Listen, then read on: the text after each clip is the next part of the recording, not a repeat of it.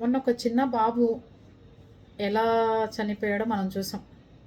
అతనికి డేట్లు అయిపోయి ఎక్స్పైరీ డేట్ అయిపోయిన మందులు ఎక్కిచ్చారని చెప్పి కేర్ షీట్లు చింపేశారని చాలా పెద్ద గొడవ అయింది.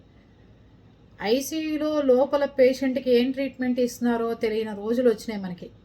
అందుకని ప్రతి ఒక్కళ్ళు మీకు మెడికల్ షాపుకి స్లిప్ మీకే ఇచ్చి మందులు కొనుక్కురమ్మంటారు కాబట్టి ప్రతి మెడిసిన్ని చెక్ చేసుకుని లోపలికి ఇవ్వండి అని నాలాంటి వాళ్ళు చెప్తారు. చెక్ చేసుకోండి.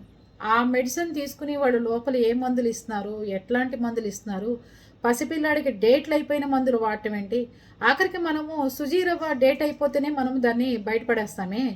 అలాంటిది బాడీలోకి వెళ్ళి ఇంజెక్షన్ని డేట్లు అయిపోయిన వాడుతుంటే ఏం చేస్తాం చెప్పండి? ప్రాణాల మీదకి వచ్చే పరిస్థితి.